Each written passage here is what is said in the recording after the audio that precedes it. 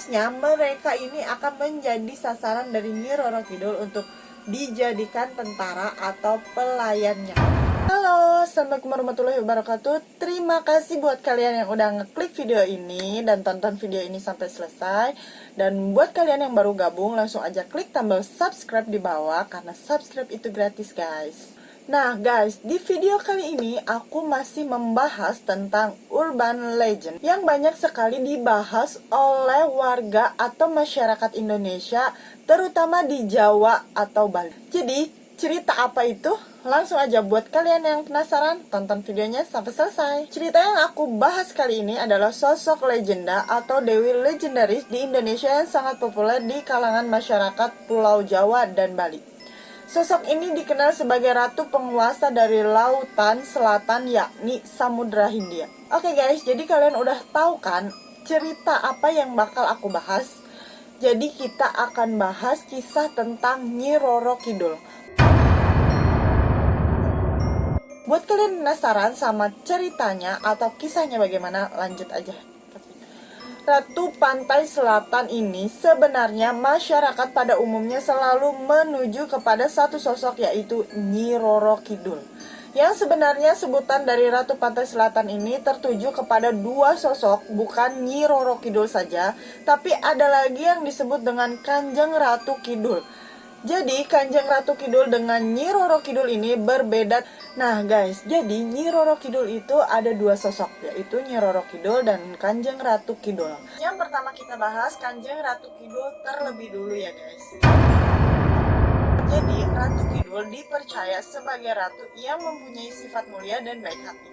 Dan dipercaya juga dia ini berasal dari tingkat langit yang paling tinggi. Dan katanya juga dia pernah turun ke berbagai tempat di dunia dengan jati diri tokoh-tokoh suci setempat pada zaman yang berbeda-beda pula. Jadi guys, si Kanjeng Ratu Kidul ini pernah turun ke bumi dan dia ini menjelma sebagai orang-orang penting yang berada di bumi. Dan pada umumnya diakui menunjukkan diri atau menampakkan dirinya hanyalah untuk memberikan isyarat atau peringatan akan datangnya kejadian-kejadian penting. Dalam mitologi Jawa, Kanjeng Ratu Kidul ini merupakan ciptaan dari Dewa Keping Telu, di mana dia mengisi alam kehidupan sebagai Dewi Padi atau Dewi Sri dan dewi-dewi alam yang lain. Dan dipercaya juga bahwa Ratu Kidul ini memiliki kuasa atas ombak besar di Samudra Hindia. Dan istananya sendiri berada di jantung samudra. Sekarang aku mau nyebutin beberapa teori dari asal-usul Kanjeng Ratu Kidul ini. Penguasa Laut Selatan ini tidak diketahui sejak kapan dimulai, namun legenda ini mencapai puncak tertingginya karena pengaruh dari kalangan penguasa keraton dinasti Mataram Islam, yaitu Kesultanan Yogyakarta dan Kesultanan Surakarta. Dan memang ada beberapa teori-teori mengenai asal-usul Sanji, di mana yang pertama ada yang mengatakan bahwa Kanjeng Ratu Kidul ini adalah Nimas Ratu Angin-Angin, di mana Nimas Ratu Angin-Angin ini adalah ratu seluruh makhluk halus yang ada di Pulau Jawa. Dan katanya beliau ini memiliki kerajaan di Laut Selatan. Dan yang kedua, ada juga yang mengatakan bahwa Kanjeng Ratu Kidul ini adalah Dewi Nawangwulan, di mana pada zaman dahulu kala ada beberapa dewi yang turun ke bumi. Dewi yang turun dari kayangan untuk mandi di sebuah sungai. Di saat yang sama, Jaka Tarub yang berhasil mencuri salah satu selendang dari salah satu dewi. Dewi ini adalah Nawangwulan, dan dia tidak bisa kembali ke kayangan karena selendangnya dicuri. Teman-temannya pun meninggalkan si dewi ini, dan dewi ini harus tinggal di bumi. Singkat cerita, Jaka Tarub sama Dewi Nawangwulan ini menikah, tapi pada saat itu nggak bilang sama istrinya kalau selendangnya diambil dan disembunyikan sama si Jaka Tarub. Setelah menikah, Nawangwulan menemukan selendangnya dan dia memutuskan untuk kembali ke kayangannya. Sayangnya, waktu dia balik lagi ke kayangannya, dia justru diusir dari sana karena dianggap sudah tidak suci lagi karena pernah menikah. Nawangwulan pun kecewa dan sedih. Akhirnya pada saat kembali ke bumi, dia memutuskan untuk menceburkan dirinya di pantai selatan. Dan akhirnya dari situ dia menjadi penguasa pantai selatan. Dari teori-teori di atas, hampir semuanya belum bisa dipastikan. Ya masih menjadi misteri, makanya nggak heran kenapa sampai saat ini Ratu Kidul masih dianggap sebagai mitos. Karena nggak ada buktinya, ya tapi mau kayak gimana juga, namanya juga kepercayaan masyarakat setempat. Jadi kita harus saling menghargainya, karena tidak ada salahnya ya guys. Tapi gimana menurut kalian? Mungkin ada lagi beberapa teori dari asal-usul Kanjeng Ratu Kidul ini dipercaya masyarakat. Kalian boleh komen di bawah ya guys. Nah, terus apa hubungannya Kanjeng Ratu Kidul dengan Nyi Roro Kidul? Kenapa mereka berdua ini selalu dikaitkan dengan sosok sebenarnya dari Ratu Pantai Selatan? Padahal jelas-jelas keduanya ini adalah sosok yang berbeda. Ternyata dalam kepercayaan orang Jawa, Kanjeng Ratu Kidul ini memiliki pembantu yang sangat setia bernama Nyi Roro Kidul. Nah, sekarang kita masuk ke kisah dari pembantu setianya Kanjeng Ratu Kidul, yaitu Nyi Roro Kidul. Dalam mitologi Jawa, Nyi Roro Kidul ini mulanya merupakan seorang putri kerajaan Sunda yang diusir oleh ayahnya akibat ulah ibu tirinya. Dan memang dalam perkembangannya, masyarakat selalu menyamakan Nyi Roro Kidul dengan Kanjeng Ratu Kidul. Padahal ternyata keduanya ini berbeda. Memang kedudukan Nyi Roro Kidul sebagai Ratu Lelembut Tanah Jawa menjadi motif yang sangat populer dalam cerita rakyat dan mitologi, dan juga Nyi Roro Kidul ini punya beberapa sebutan nama di mana sebagai namanya ini mencerminkan berbagai kisah berbeda, baik dari asal-usulnya, legenda mitologi, dan kisah turun-temurun. Yang pertama, dia ini lazim dipanggil dengan sebutan Ratu Laut Selatan dan Gusti Kanjeng Ratu Kidul. Karena menurut adat istiadat Jawa, penggunaan gelar seperti Nyai, Kanjeng, dan Gusti untuk menyebutnya itu sangat penting demi kesopanan, dan ada juga beberapa orang yang menyebutnya dengan sebutan Eyang atau Nenek. Yang kedua, ada juga yang menyebutnya dengan sebutan Nyai Blorong. Karena dipercaya Nyi Roro Kidul ini bisa merubah wujud menjadi Putri Duyung, dan memang sebutan Putri Duyung di sana akhirnya dikenal dengan Nyai Blorong. Sementara itu, Nyi Roro Kidul yang dikenal sebagai bawahan setia dari Kanjeng Ratu Kidul tadi adalah sosok yang memang dipercaya juga sebagai penguasa pantai selatan.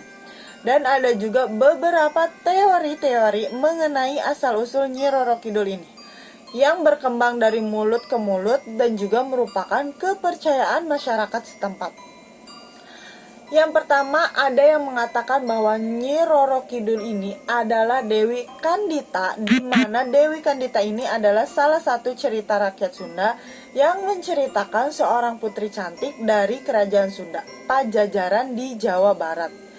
Kemudian sang putri ini melarikan diri ke Laut Selatan karena udah diguna-guna, di mana guna-guna tersebut diberikan oleh seorang dukun atas perintah saingannya yang sang putri di istana, yang akhirnya membuat sang putri ini atau Dewi Kandita ini menderita penyakit kulit yang menjijikan. Karena mengalami malu, diobati kesana kemari gak sembuh-sembuh, dan akhirnya dia memutuskan untuk melompat ke Laut Selatan yang memiliki ombak yang sangat ganas.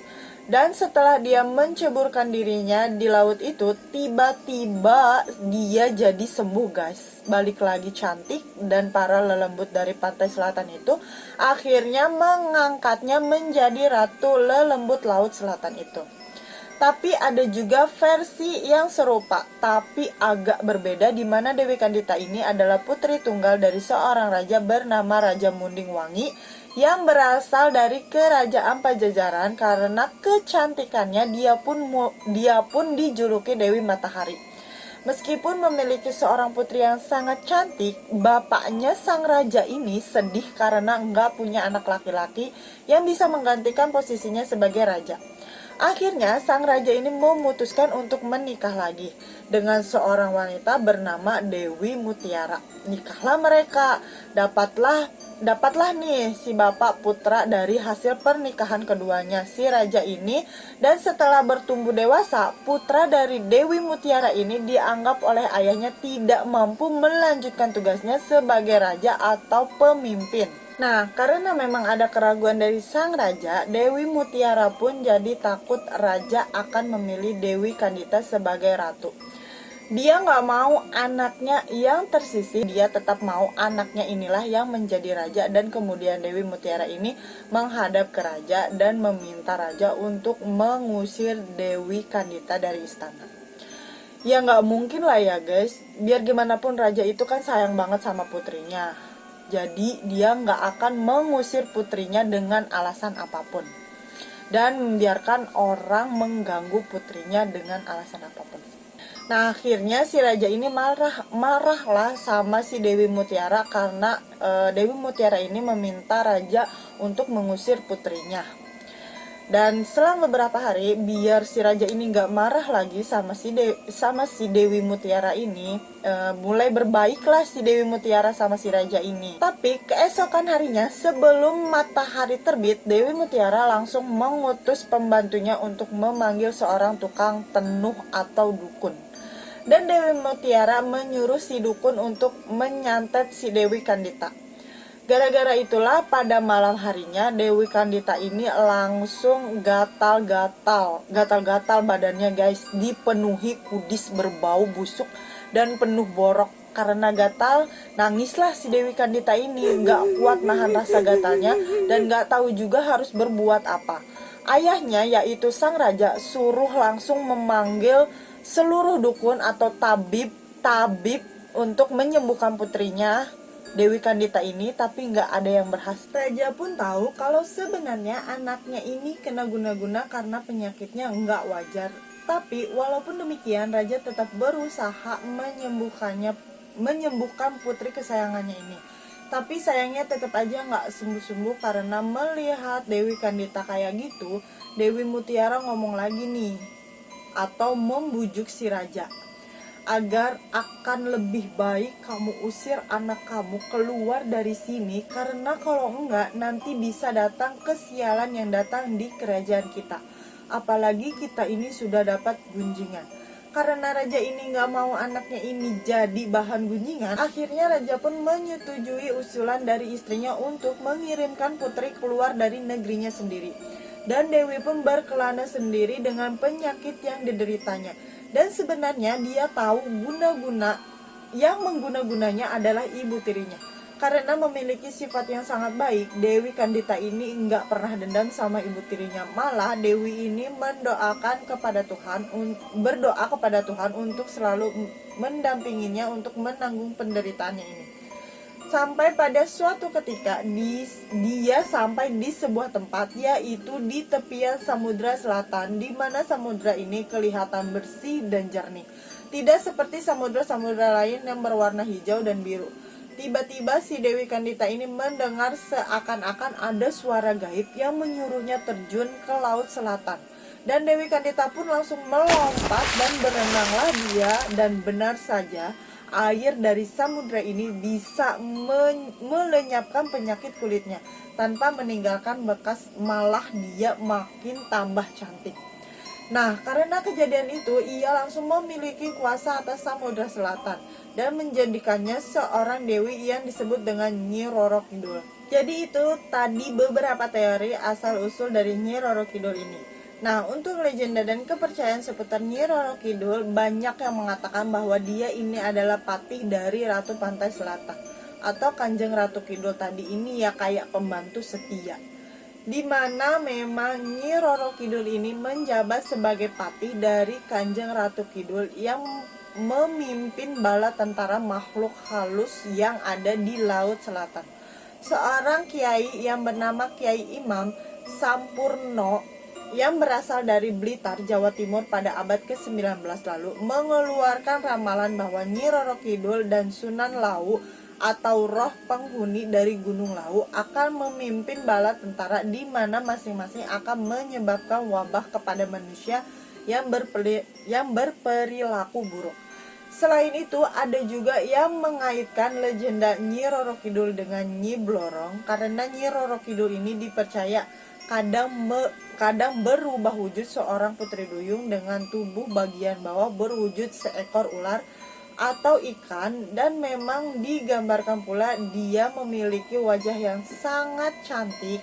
Dia pun dipercaya bisa mengambil jiwa siapapun yang dia inginkan. Dan selain itu ada juga kepercayaan larangan memakai baju berwarna hijau. Terdapat kepercayaan lokal bahwa kalau mengenakan pakaian berwarna hijau di pinggiran pantai Laut Selatan akan membuat pakaiannya tertimpa sial.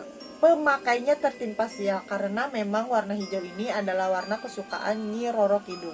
Mitosnya mereka ini akan menjadi sasaran dari Nyi Roro Kidul untuk dijadikan tentara atau pelayannya di sana, dan memang banyak korban-korban yang tenggelam atau hilang di pantai selatan itu mengenakan baju berwarna hijau. Dan memang menurut Serat Centini, di mana saat ini merupakan salah satu karya sastra terbesar dalam kesusastraan Jawa, baru menyebutkan bahwa Nyi Roro Kidul memiliki kampung gadung melati atau kain dodot panjang berwarna hijau dan tengahnya putih. Tapi logikanya air laut yang berada di pantai selatan cenderung berwarna hijau. Karena hal itulah yang membuat kenapa orang-orang memakai baju hijau ini tenggelam agak susah ditemukan karena persamaan warna dengan airnya. Dan memang kedua sosok yang dianggap Ratu Pantai Selatan ini berbeda wujudnya. Apa sih yang membedakan? Menurut pengalaman dari seorang spiritualis pada tahun 1998 lalu, dia mengaku pernah bertemu dengan Kanjeng Ratu Kidul dan Nyi Roro Kidul di pantai Parangtritis, Yogyakarta. Dan menurut penuturannya, dia mengatakan bahwa saat itu dia bertemu Kanjeng Ratu Kidul didampingi oleh Nyi Roro Kidul. Di sini mengatakan keduanya tampak sangat persis. Hanya saja Kanjeng Ratu Kidul berkulit kuning langsat, sementara Nyi Roro Kidul berkulit coklat. Selain itu, Kanjeng Ratu Kidul ini memiliki aura putih yang sangat jernih dan ada gemerlapan seperti berlian yang mengelilingi tubuhnya. Sedangkan aura dari Nyi Roro Kidul berwarna putih susu seperti layaknya cahaya lampu neon berwarna tipis putih mengikuti postur tubuh. Spiritual di sini juga mengatakan Nyi Roro Kidul ini adalah makhluk halus sejenis jin yang mengabdi serta berguru dengan Kanjeng Ratu, di mana Nyi Roro Kidul ini ditugaskan untuk menjaga angkara murka dari makhluk-makhluk gaib jenis jin dan kekuatan gaib serta ilmu gaib yang berada di sepanjang pantai selatan di Pulau Jawa. Dan memang dari cerita inilah yang diduga apabila dikaitkan dengan asal muasal Nyi Roro Kidul sebagai Dewi Kandita, dipercaya bahwa suara gaib yang didengar oleh Dewi Kandita ini adalah suara dari Kanjeng Ratu Kidul yang kasihan melihat penderitaan Dewi Kandita, dan dikarenakan Dewi Kandita ini memiliki jiwa yang bersih baik hati, maka Kanjeng Ratu Kidul pun memutuskan untuk menjadikannya sebagai bawahannya atau pendampingnya. Itulah beberapa teori dari legenda dan kepercayaan baik dari Kanjeng Ratu Kidul ataupun Nyi Roro Kidul ini. Memang hampir semuanya itu tidak bisa dipastikan. Ya namanya juga mitos legenda dari mulut ke mulut, walaupun memang sebagian masyarakat masih percaya akan keberadaannya Ratu Pantai Selatan itu, tapi kita sebagai umat manusia yang hidup antar umat manusia, mau percaya silakan, nggak percaya juga iya nggak apa-apa. Sekarang aku akan membahas beberapa tempat-tempat yang dianggap bisa menjadi sebuah wadah atau tempat untuk bertemu Ratu Pantai Selatan ini. Yang pertama, Pantai Parangtritis, di mana Pantai Parangtritis ini dianggap sebagai gerbang untuk memasuki kerajaan Ratu Pantai Selatan.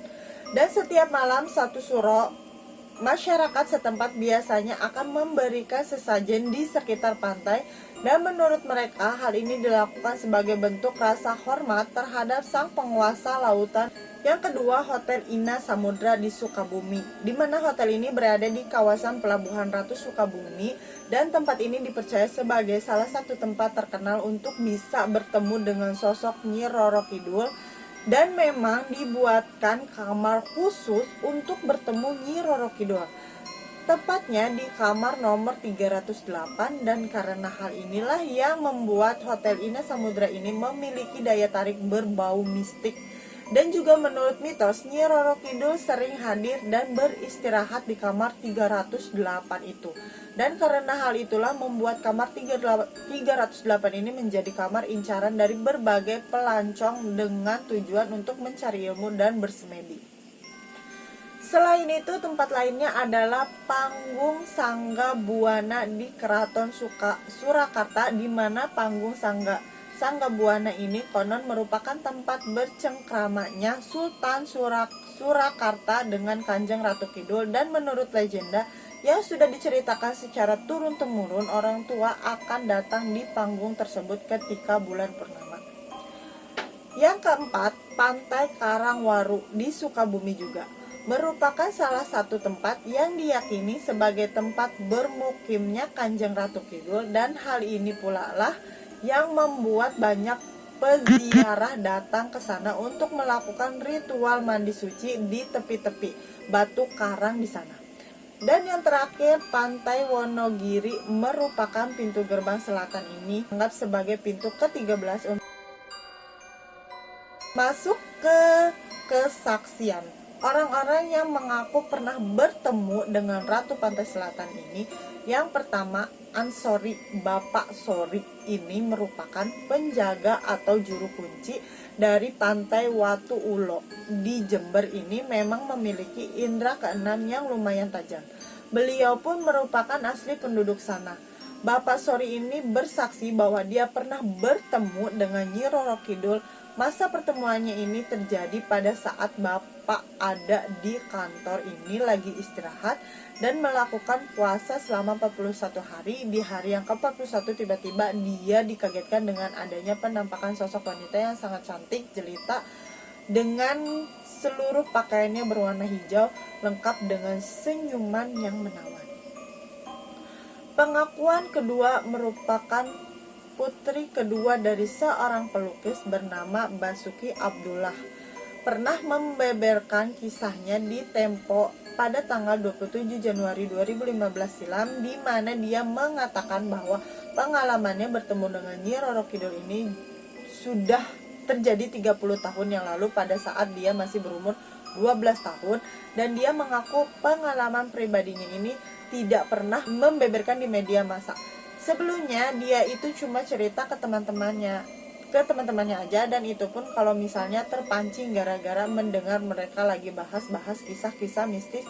Jadi ceritanya, waktu ayah dan ibunya lagi check-in di lobi, Mbak Sisilia ini main lagi sekitar lobi itu. Udahnya didatangi juga perempuan, kata Mbak Sisi, cantik, kulitnya putih, rambutnya panjang, dan memakai shawl berwarna hijau. Membuat Mbak Sisil, ya ini heran, kok perempuan yang dilihat ini nggak takut pakai warna hijau, karena memang larangan untuk memakai baju hijau atau atribut berwarna hijau sudah ada lama diterapkan di sana, termasuk di Hotel Ina Samudra. Dilarang keras, bukan dilarang lagi. Perempuan tadi bertanya kepada Sisilia ini, "Bapakmu mana?" Pakai logat Jawa kental. Tanpa menjawab, Mbak Sisi lainnya langsung larilah ke arah ayahnya, dan dia langsung memberitahukan kepada ayahnya bahwa ada yang nyari. Tapi belum selesai Mbak Sisil ini nanya, dia nengok lagi ke tempat perempuan tadi, udah hilang. Terus cerita ke ayahnya, dan ayahnya mengatakan bahwa itu adalah Ratu Kidul, dan ayahnya Basuki Abdullah ini pun sudah paham kalau Ratu Kidul itu akan menanti kedatangan mereka, karena ayahnya Basuki Abdullah ini merupakan pelukis Nyi Roro Kidul atau Ratu Pantai Selatan itu yang ditaruh di Hotel Ina Samudra. Jadi makanya itulah kenapa katanya Ratu Kidul ini menanti kedatangan sang pelukis dirinya di hotel itu. Nah, jadi itulah asal-usul dan beberapa kesaksian dari beberapa orang tentang Ratu Pantai Selatan, guys. Gimana menurut kalian? Boleh komen. Oke guys, sudah selesai kita membahas kisah tentang Nyi Roro Kidul. Buat kalian yang suka sama video ini, kalian boleh klik tombol like. Dan terima kasih buat kalian yang sudah nonton video ini sampai selesai tanpa skip. Buat kalian yang belum subscribe, langsung aja klik tombol merah di bawah. Dan buat kalian yang mau request cerita atau kisah apa yang bakal aku bahas lagi, kalian bisa komen di kolom komentar. Dan kalian bisa komen kritik yang membangun di kolom komentar ya guys. Dan terima kasih buat kalian yang udah support channel aku. Wassalamualaikum warahmatullahi wabarakatuh.